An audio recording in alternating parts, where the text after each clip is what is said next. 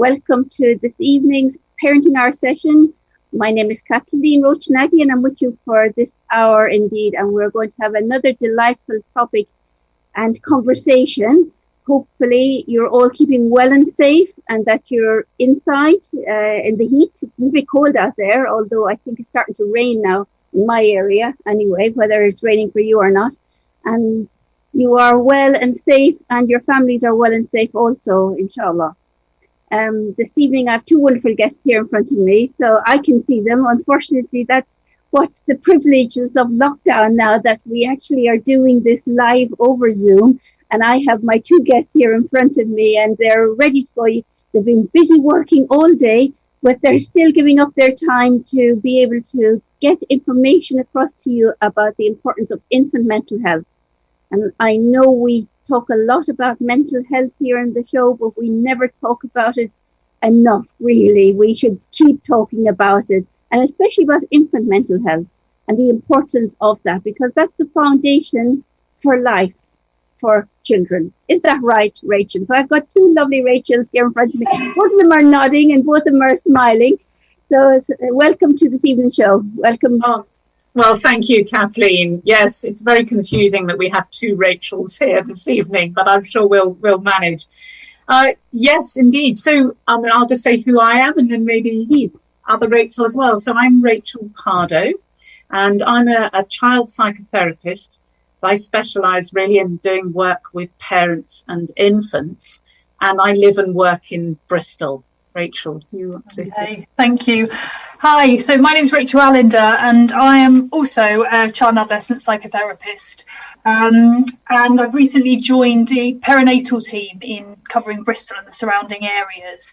And I live locally to Bristol as well. So it's really nice to be here joining you this evening. And yes, and other Rachel has joined us very last minute. It's great that she could be here. It's helpful that we can talk to each other and receive any questions or thoughts that you have if you call in. That would be lovely. Wonderful. We love that conversation. I'll just remind the listeners of the number to call in. So it is the same number. It's 0121 772 8892. If you are ringing outside Birmingham, you need to put the 0121. So please remember that. But we would love your calls this evening from wherever you're tuned in, so that we can make it interactive and learn most. And maybe you have some specific questions that you want to ask.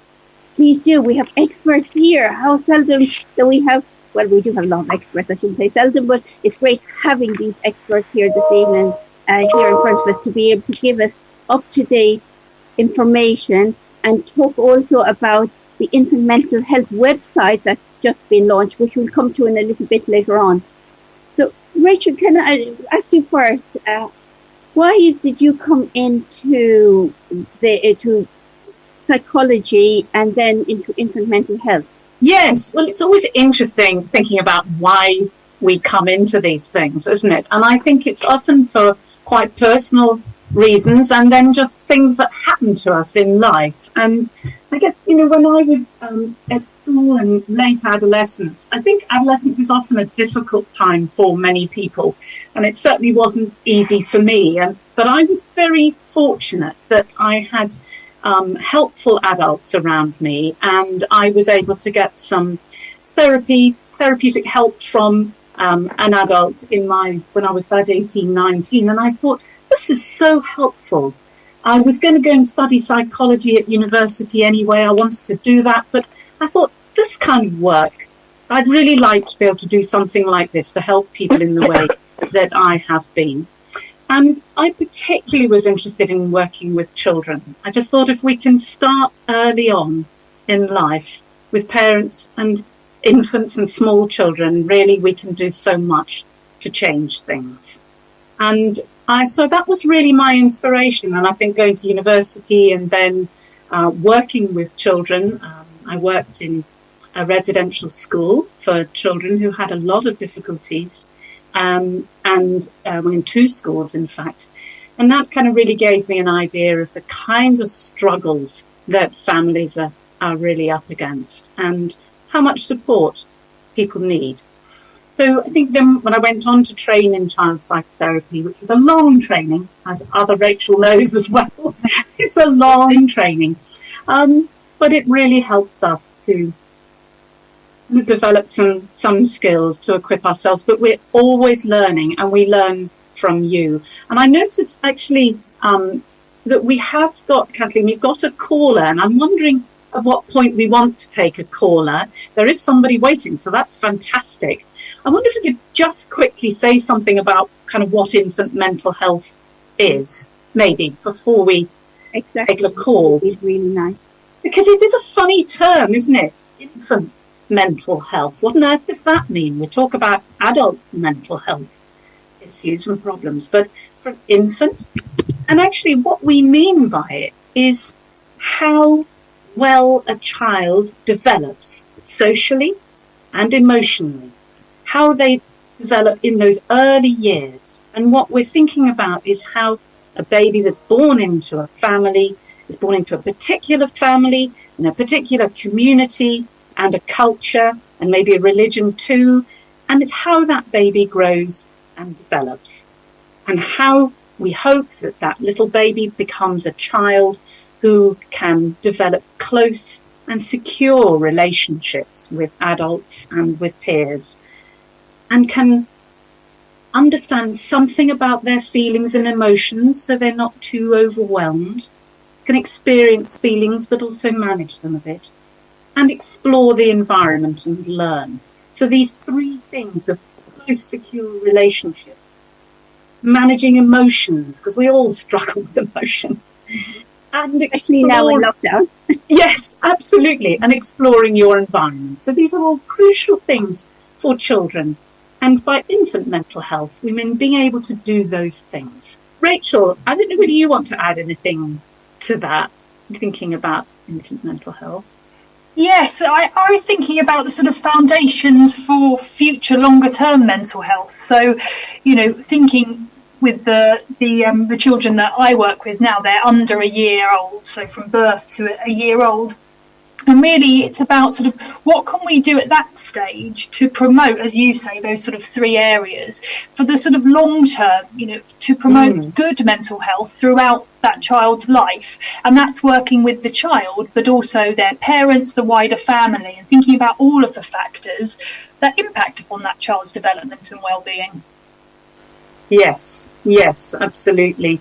And it is, and important, isn't it? And maybe we will take in our caller in a minute to be actually thinking of that wider community. Today I was doing some training on cultural competences, and it is just thinking of all the different cultures we have out there and how we can address what we're doing to meet those cultural needs, and the importance of understanding different cultural needs, especially in the field that we're working in mental health and maternal health as well, and perinatal area, especially Rachel is working in that area, the perinatal field, and understanding that, and how can we be better so that our statistics will change rather than 5 times more or 2 times more, that we get better statistics for working and helping our parents, especially our moms and our babies in this area.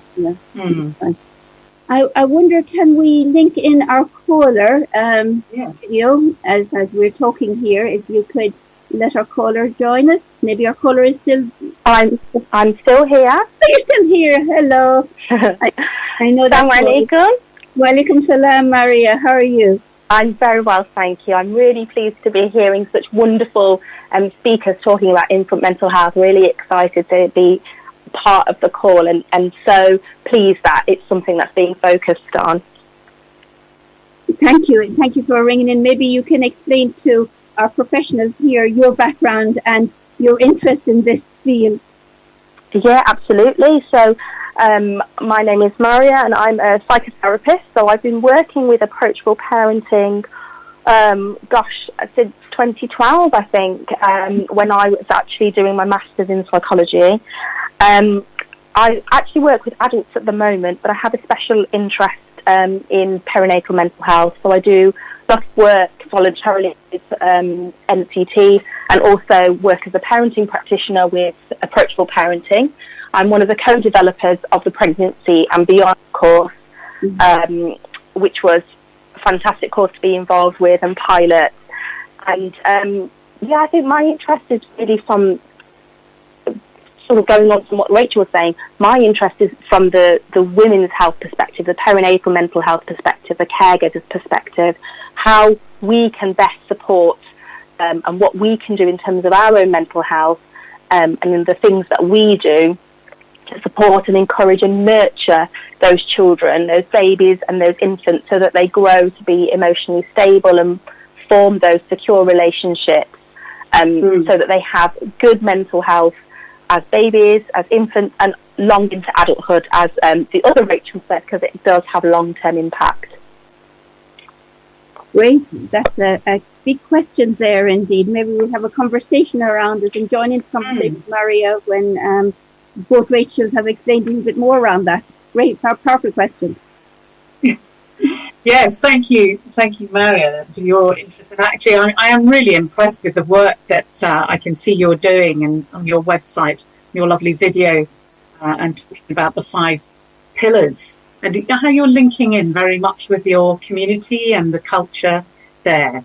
And I think that it's what you're offering is really quite unique, actually. So I'm glad that that's available to people in your area. And Rachel and I are both, I worked in child and adolescent mental health for many years, and then in perinatal services. And Rachel, you're in perinatal services now, and what were you doing before that? I was also in the child and adolescent mental health service before, so yes. Sort of similar experiences in that sense.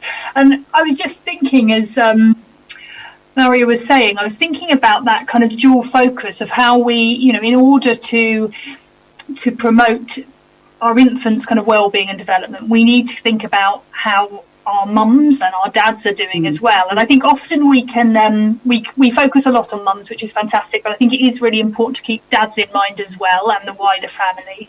But how we sort of work with I suppose, infant and parent, keeping that dual focus. And I think it can be a really tricky task sometimes to do that, but I think it's so important because the two link so closely. So I just wanted to pick up on that point, really. Yes, very valuable. How can we do that? How can we do that better in linking in?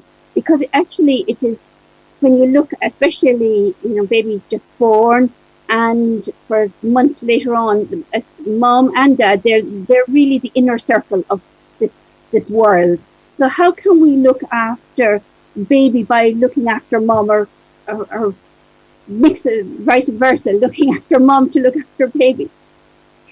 Yes, well, I think it's really important that we work with whoever the main caregivers in the family. And, I absolutely agree, Rachel, that we need to be involving dads wherever we can. And research shows how important that is for a child's development, actually. Their father being involved from the beginning in infancy is really, really helpful to a child growing up. And I think what we do in our parent-infant work is, seeing parents with their infants and really thinking about what the infant might be wanting from us. What can we see in terms of, is the infant wanting to be held, wanting us to talk to them? Are they enjoying the eye contact? What is making them smile if they smile? What is the baby wanting? What are we seeing? And it's so much about observing and helping parents, supporting parents to really observe their baby, get to know your baby. Getting to know your baby. There's Dilys Dawes is a child psychotherapist who was one of the people who really influenced me in my training, and she's written a couple of really lovely books, and one is called Finding Your Way with Your Baby. And I think the very title of that embodies what this is about. It's about finding your way with your baby. And each baby is unique, and each family is unique. So there's no it's not like we can go in as parent-infant therapists or family support workers or perinatal mental health, whatever we are, and just say, oh yes, this is what you have to do. It's not like that. What we want to do is support parents in getting to know their baby and finding their way. Mm-hmm. And that is a wonderful concept, but it's very hard to change cultures probably that has been ingrained in years, and not just in minority cultures, but even my own culture. I remember stories of my mother would say about others, not about us, thank God, but about other mums in her generation, that the baby was left in the pram outside all day. And the babies, you just leave them there, you're spoiled them if you take them up. So just feed them, change them and leave them down. That's it, because you're spoiled by them. So how do we go about changing that and unpicking that block of ice that I can see, that iceberg there of generations that have come with these concepts? Yes, well, I think that unfortunately there's an awful lot is said, isn't it, about how to do parenting. And some of it is really not based on any research or evidence at all. And over the last 50 years, there's been a huge amount of research into what actually works, what helps infants to develop well, how, what creates infant mental health. And we understand a lot more about that. So I think, yes, there were some old ideas about, feeding your baby every 4 hours, not picking them up when they cry, sort of myths about making a rod for your back, spoiling them, as you say, Kathleen, that kind of thing. And we do know from the research evidence over many years now that actually it's sensitive, responsive caregiving that really helps a baby to develop well. And actually, if we want a baby to be able to manage, to become more independent or able to play on their own, they need to have had a very attentive, responsive caregiving first. You don't just become independent, able to play, able to learn, able to manage your emotions all by yourself. No, you don't. You do it in relation with a caring adult.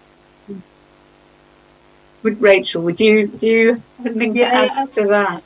Absolutely. And I was just sort of thinking about the word that came to my mind when you were talking about Delestor's book. I was thinking about curiosity and how if we can sort of encourage parents to be curious about their babies, I think that's always a good starting place, because it's about, I often talk with parents about kind of learning from and about their baby, and there's so much that can be learnt from babies, and sometimes that can feel like a bit of a novel or new idea. Often babies are seen as little beings who eat a lot and sleep a lot, and actually there's so much more that babies can do if we allow ourselves to have that time to be a bit curious, to look at the way they move, the sounds they make or how they respond, and then for us to also be curious about how we feel when we're with that baby. So I think an idea of sort of curiosity and wondering and being open to learning about your baby and yourself and how you respond to your baby. Yes. How can we develop that curiosity? Mary, what do you think in our communities? Is there, I know there's no magic wand here, but is there ways we can try and develop that in our parents, in our community, to develop that curiosity? Because that's really lovely, isn't it? To be curious and to wonder and think and reflect and think about your baby. What do you think, Marion?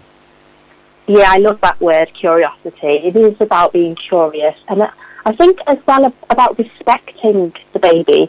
Often, particularly in certain cultures, we see the baby as the baby, not the individual that it is. So being able to respond and respect the baby, communicate with the baby just as we would with others, I think is really important. If we can try and encourage that within our communities, slowly, and through showing them the research and through showing them how easy it is to do that. It's not a difficult thing to do, and it brings so much joy to the parent or the caregiver, to the extended family, but also how beneficial it is for the infant themselves to be able to do that. So just being able to, simple things like play, or when you're talking to them or changing their nappy, just talking to them about what you're doing, and almost asking their permission. So you're encouraging a two-way conversation, even though we know the baby's not going to respond, but eventually that baby will be looking at you, will be looking at caregiver and smiling and responding in that way, and that helps to nurture a really good relationship and a good bond. Yes. Mary, do you think that there's other issues? I know we're talking about play there. Is there other issues? Like, before you cut off, I just want to grab you on that and to bring it back to our Rachels in the community that both our professionals here today can help us with to overcome. You mentioned play. Is there, and we'll talk about play and the importance of that. Is there other things that we've come across that you think, we really need to work on that? We really need to help our community understand that? I think just generally, the idea of mental health in adults as well as with infants is quite a difficult concept, particularly in the cultures and the people that we work with. It is getting better, but I think that's something that does need to be broken down. And that idea of that baby having mental health, just as the baby has physical health, just as we have physical health. So trying to help them understand that. I think one of the other difficulties that we have, not with everybody, but certainly in more traditional cultures like ourselves, we have parents and we have family situations, extended families, where we've got lots of caregivers, lots of people trying to put the input into parenting, so they may have more traditional views.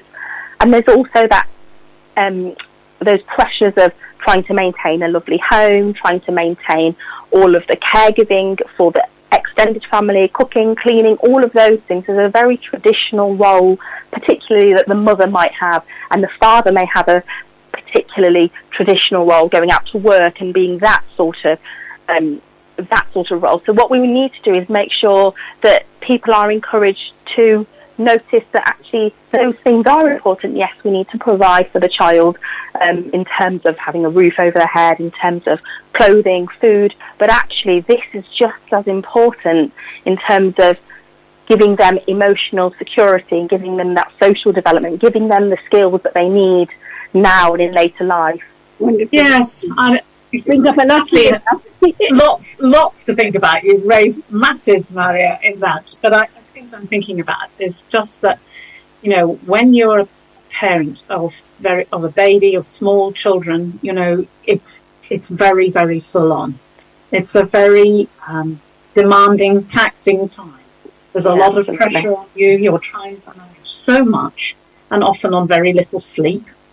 And especially for parents who've had, if there've been any difficulties around pregnancy and birth, or their own mental health, really struggling. It's very common for people, both mothers and fathers, to experience mental health problems. Very common indeed, much more common than people think. And I understand that you're saying that there's an element of, perhaps a stigma around mental health for some people. And I think really accepting that actually, for all of us, life is a journey, and there's going to be difficulties. Nobody has a perfect childhood. Nobody comes through life without difficulties and struggles. Some people have a lot more than others, a lot more than their fair share. But for all of us, it is a journey, and it's something we need help with along the way. We all need help along the way. So I think something about being able to ask for help is really, really important. That's not about being weak or vulnerable, but actually there can be a strength in seeking help when you need it. And particularly when you're a parent, I think, because, we do struggle. It's a tough time. And to be there for our infants, we need to be in a reasonable state ourselves. So we need support. We need to take off some of this idea that we have to be perfect parents. It's not about being perfect. I'm always saying this. I've delivered training courses and supervised people, as well as doing my own work with parents. But I think one of the most important messages is that there's no thing as a perfect parent. And actually, that the normal daily parenting, where moments you're able to respond sensitively and to really be there with your baby. At other times, the phone's ringing, or you've got to deal with the food on the cooker or whatever it is. And you don't. Of course you don't respond at every single moment of the day in the best possible way. You actually need to, the baby will recognise that you're going to come back again. And a baby who receives good care for most of the time will be able to manage times when the parent can't be attuned to them. And actually that's very healthy and helps them develop. I think that's a lovely way of rounding it off before we go into break. It's so fast, our show. We go into commercial break very quickly. We're nearly in commercial break now. I'm not sure, Maria, if we're going to lose you over commercial break, but thank you so much for ringing in and giving your contributions. It actually has stimulated a lot of topics there that we can pick up after the break and work through all those points that you mentioned earlier on. So thank you for that, Maria. We will be coming back to the show, indeed, listeners, after this commercial break. Do ring in if you would like to have some expert advice on 0121 772 8892. This show, of course, is going to be repeated on Sunday, so I hope that if you're not tuned in today, that other people will tune in on Sunday and listen to it and pick up information to pass on. As we often say here on the show, it's not about you listening in for yourself, but passing that information on to your sister, to your cousin, to your auntie, to your brother, to pass on as well. So it's all of us. We all need to pass on information, indeed. And you know the very famous saying, it takes a village to raise a child? Well, actually, it takes a community of us all, professionals and people like yourself, to really come together and really look and think, how can we help each other in raising that child? If you were tuned into us before the break, we had some wonderful discussions with our experts here. We have two wonderful Rachels here, both of them psychologists, both of them expert in infant mental health. And we were talking with one of our guests that rang in about some of the issues around our communities. And play was something that was mentioned. And I just want to come back to that a bit about play and the importance of play, because we do promote play a lot in our programs, and we actually show parents how to play a lot. And in this time of COVID, parents may think they need the toys and they may need these instruments, and things are breaking down and they're not able to get to the shops, and that their children are not developing because they're not able to get the up-to-date toys. What do you think, both experts here, what do you think of that? Well, and we're coming up to Christmas and things as well, if that's what you celebrate. But you know, it's a time when there's a lot of toys being sold in the shops. And I think, yes, we were just talking in the break with each other, and we very much agreed that as far as play is concerned, what children really enjoy is that contact with an adult, especially infants. Infants aren't actually so interested in toys.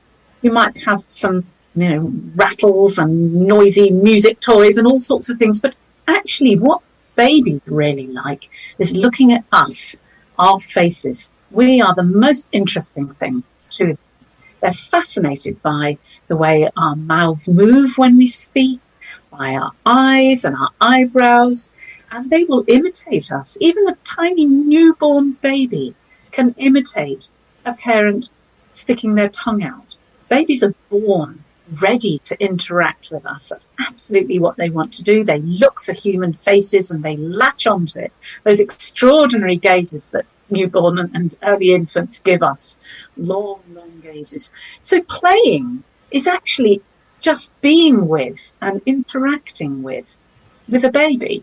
It can be just following whatever the baby is doing. If the baby's eyes open wide and yours open wide, and then they might make a little sound and you make a sound, and it's that playful interaction together.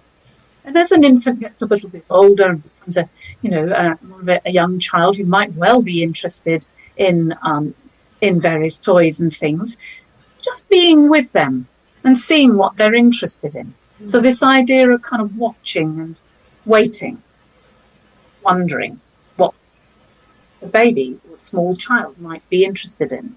What are they going to do next? Rather than maybe telling them what to do or trying to guide them to do something, but just waiting to see. Because actually, again, one of the things that we've really learned from research over the last few decades is that it's infant-led or child-led play where the child does something, has an idea, has a thought, tries something out, and that the adult shows their interest in that. That's what helps children learn, more than being told, actually. Some really wonderful advice there. Rachel, do you have anything to add to that about how we can develop that play? I was thinking about the experience of being attended to. So a child of any age, if they feel that their parent or caregiver, whoever that is really focusing on them, that is such a sort of wonderful experience for the child. So it may be just looking at something together. It may be, I was thinking about the importance of music and song, especially in sort of some families and some cultures. That is really sort of a wonderful way that parents and children can interact together. So singing with your child, singing to your child, playing music, watching how your child responds, and sort of noticing that, does your child does their face light up when certain toys come out or certain songs come on, and learning from that. And again, going back to the idea of being curious. I was also thinking about what Rachel said about it's not necessarily about maybe having all new toys or all the kind of latest gadgets, but actually there's really simple ideas that can be made at home. They don't cost a lot, and babies will really, and older children will really enjoy the experience of playing with them. And important to remember that parents can be really great playmates for children of all ages, and it's about kind of setting aside that time, and it doesn't have to be hours on end. It could be 15 minutes in the evening where you just spend some one-to-one time together, and it may be that you gradually build up. Playing is something that some adults, some parents may not find a very easy thing. It may be quite new to them. So being playful is something that you may have to sort of develop and grow over time. So it's sort of learning about it and giving it a go and seeing how you get on, I think. Yes, and I think it's really important not to think that there's some kind of right way of doing it. And there really isn't. It isn't about being an expert in play. And Rachel, as you were saying, I mean, for most of the parents, I suppose, I've worked with and supported, probably weren't played with as children themselves. So they're not quite sure what you do. And actually, I think what's really important is just saying, well, you don't have to do very much. Just actually see what your baby or child wants to do and go with that, because you might be quite surprised with what they want to do. There might be a little Lego brick or Duplo brick or something, but they might not want to build it up into a tower. They might want to put it on your head or on their own head or something like that. And who knows what might develop. So that, again, that word kind of curiosity, I think is being curious about what the infant or young child might actually want to do with this, whatever it is.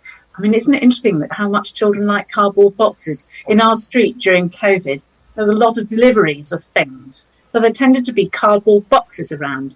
And what we would do is if we got a big cardboard box, we'd tell a neighbour who had a small child so that they could have the box, and that would become a ship or a boat, a plane or something for that child for the next few days. And, the most simple things can really inspire a child's imagination, even a very little one. It is amazing, isn't it, that, as you say, the pots and pans in the cupboards, the wooden spoon and the saucepan makes great noises and sounds. We don't need those expensive toys that often do break. We can use what we have. And still, I find sometimes parents find it difficult to be able to do that, to be able to have that creativity, that maybe they've never had it themselves, or they've never had time to draw or to make that boat or make that ship or spaceship or whatever it is, or else, as Maria mentioned too, about the house needing to be clean and tidy. I know during COVID we don't have visitors now, so maybe that's not as important now, hopefully, and that parents are getting more time to play with their children because of that. Yes. Well, I hadn't thought of that, but absolutely, it relieves you of some of that, doesn't it? If you're feeling you have to keep your house looking so nice all the time. Yeah. So COVID's thrown up some interesting things, hasn't it? In many ways, I think it's been for some families, it's been a time when they've been together and kind of perhaps found their way with each other a bit more, got to know each other a bit more. But for other families, it's been a time of huge pressure and difficulty. and perhaps, thrown back on each other in a way that usually they're not. And it's actually been quite difficult. And I think it's important to recognise that, for all of us, kind of people going out to work or going and seeing friends or going to the park and meeting up with other people is really important. And I think that's been quite a struggle. The social isolation that people have experienced. It's been tough on top of everything else. And it can be actually tough. And I'm just thinking there, as you were talking about a newborn baby in the house that maybe is crying and needs attention, and there's some sleep deprivation there from both parents, maybe living with extended family, and they don't want to disturb the elders in the house, and they're trying to keep baby quiet, and then dad is working from home as well, and it can cause a bit of tension there. So all of this, where we would normally be outside, and maybe outside the park and going for more walks, which we still can do, but maybe it's that uncertainty, and in some cultures, parents do stay at home, mum do stay in for about 40 days as well to have that rest, so that maybe have an added complication to the whole situation. So it is quite a hard time for a lot of families there. Yes, Rachel, you've been working through COVID, haven't you, with families where there's mental health problems? Yeah. Yes. And I was thinking about sort of isolation and the lacking support, really, both in terms of kind of professional support, but also that wider family support, that ability to, it might be popping to somebody, a friend or family down the road, or having a health visitor come and visit. And those, all of those support networks have been reduced, unfortunately, during COVID. And I think that's been really difficult, especially, I think, for those mums maybe who are first-time mums and aren't sure kind of what's to be expected or how we manage these difficulties. And I think for older children, maybe kind of more like toddler age or 3-4-year-olds, there's been I think some regressions. I think parents have been quite puzzled about, well, why are they doing this again, or why is my child behaving in this way? And I think what we need to remember is that the children will be picking up on all the changes that are going on. So suddenly, it might be dad's working from home, or we're not seeing grandma who lives down the road, or I'm not going to my nursery, or whatever it might be. And all of those changes have had an impact on us all as adults, but also our children as well. And I think that's something really important to hold in mind, that they're tolerating and getting used to different ways of being, just as we are. And do you think, both of you, in this period of time, that they're picking up on the anxieties, because there seems to be kind of a low-level anxiety for all of us because of what's happening, and especially with our communities, our ethnic minority communities, that have suffered quite a lot. I mean, we've had in our workplace some relatives of people that have passed away, have staff that have passed away. So we've all suffered with this, and there's a lot of people we know, and people I know at the moment actually very ill in hospital at the moment. So there's that continuous anxiety that we might pick it up at any stage and might pass it on as well if we've got elderly parents or in-laws living with us. So there's that underlying there. How can we help parents that are listening to us this evening that have a young child, either a baby or a toddler, so that they're not picking up on these anxieties? What can we do? And it's very difficult, isn't it? And I think it's one of the things that we often underestimate as adults is how much babies and small children do pick up on how we are. We often think we can hide things from them, but I don't know that we can, actually. Babies particularly are very sensitive to the kind of emotional environment. If a parent is upset or very worried, the baby will kind of sense that. They won't understand it, of course. They won't have any idea what's going on, but they will feel it. And a young child as well. So, children do feel things, and then it's how we can help them with that. I think trying to pretend that it's all right and then they're not noticing anything and it's okay is probably not that helpful. I mean, especially if there have been deaths or there's illness in the family, really it's most helpful to find a way of saying something that's to a child that's sort of at the right level for their age. But even a little one, even a toddler, to know that Granny's very ill, she's very poorly. Yes, we hope she gets better. So something about a hope is always helpful, but not pretending that there's nothing wrong, because they know there's something wrong. And if they don't know it's granny that you're worried, they might think that there's something else going on that's, worse. Is mummy dying? Is daddy dying? So children do worry. And I think it's very helpful to be kind of honest in an appropriate way. Not too much information, but also not trying to pretend that it's all okay. And for a baby, obviously, babies are not understanding what's going on, but they are picking things up. So I suppose it's just trying to be aware if the baby is crying more than usual, that it may be because there's quite a bit of stress in the family, and understanding that. I guess, Rachel, when you said you've seen regression, you've seen children going back from things that they could do, maybe like being toileted, suddenly not being able to. Yes. And wetting the bed or whatever. And sort of trying to think about that, maybe as a response to family stress.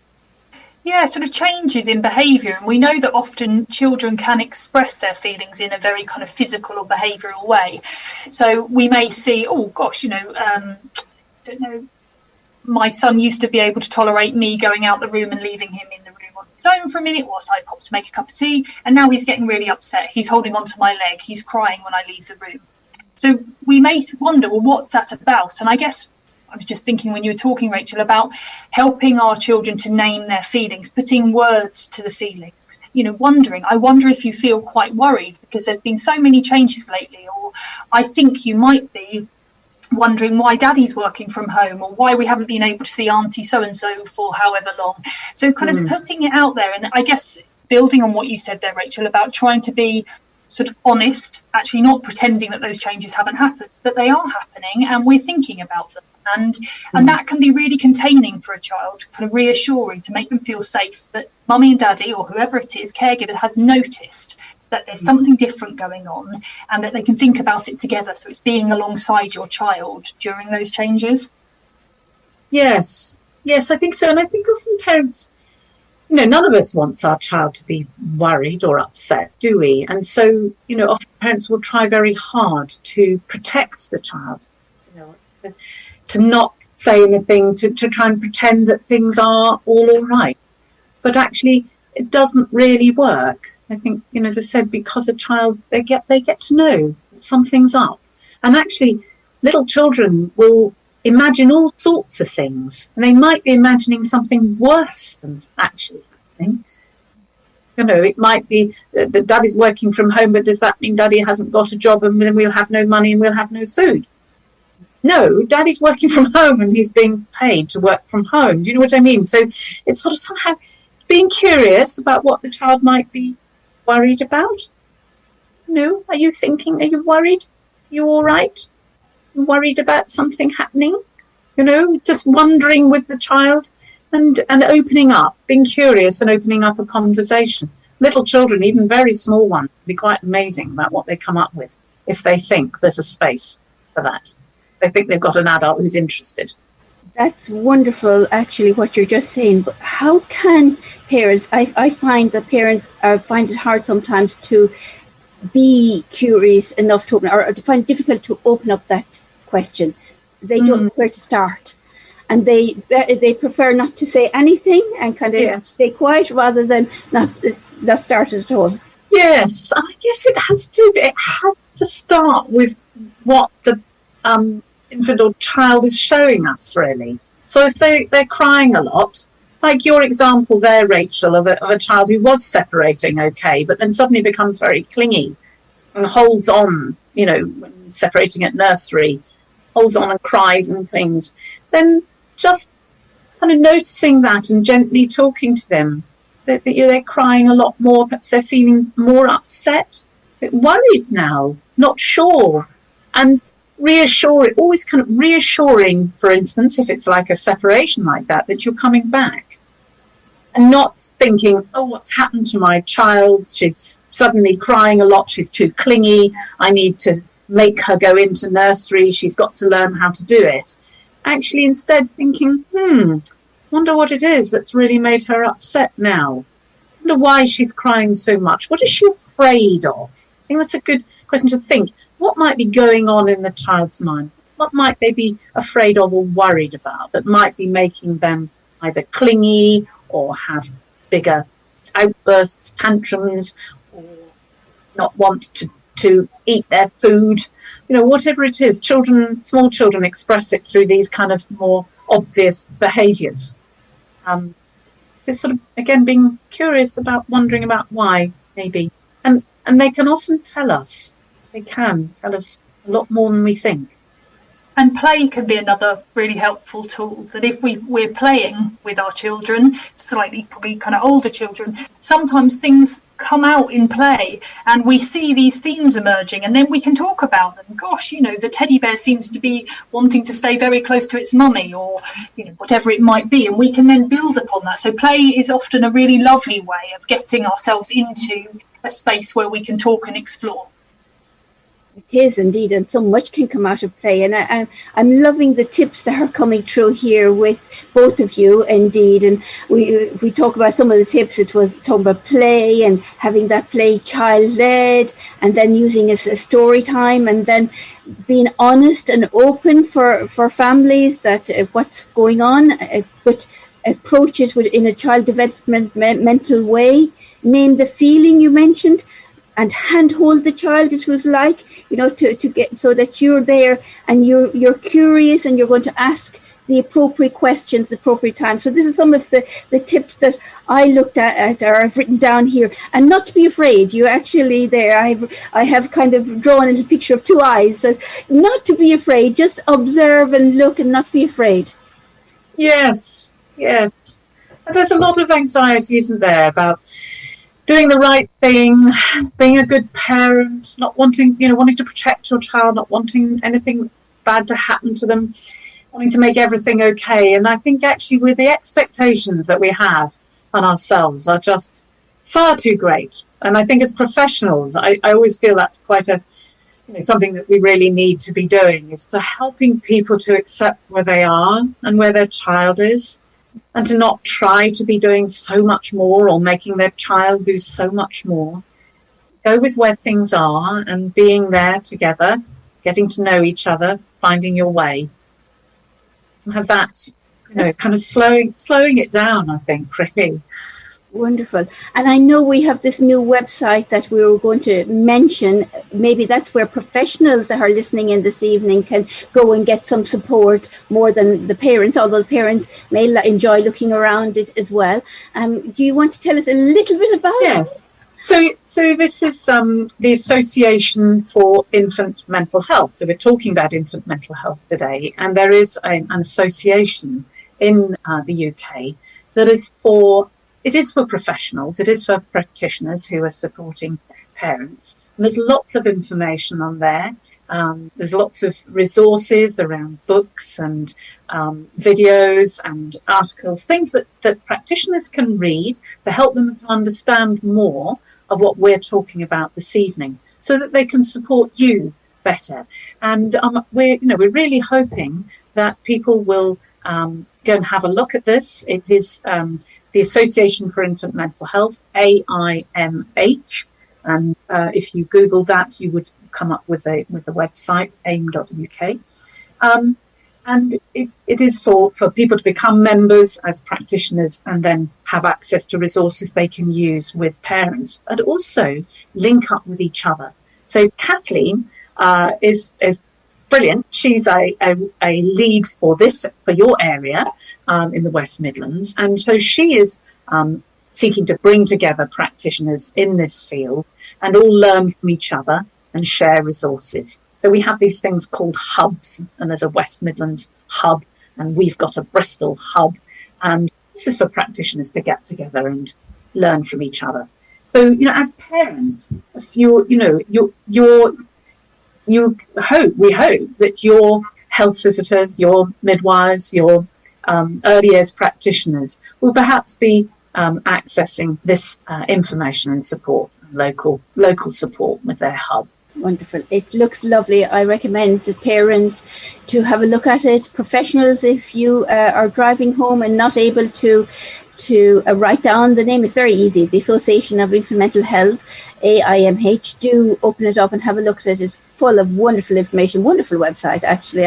I haven't been as impressed by a website as I have been by this one. So, and I believe you were part of the development of it, Rachel. So, well, yes, but Kathleen, I do need to say that it really is. It is a membership organisation for professionals. So I'm afraid as parents, you probably won't be able to see very much, and practitioners need to join. But for parents, what we're not trying to do is provide lots of resources directly for parents, because there are really good websites for that, like the Parent Infant Foundation, PIF. So Parent Infant Foundation is definitely worth looking at. So there are lots of websites out there with really good resource parents, things to look up. And Rachel, I don't know if you can mention any others that you... I haven't got any websites in mind particularly, but what I was thinking is just to kind of highlight the importance of parents reaching out and speaking to those professionals who are involved, because there's always somebody who can signpost if they can't answer the question themselves. There's so many sort of resources and services available. So speaking to your midwife, speaking to your health visitor, speaking to teachers at school.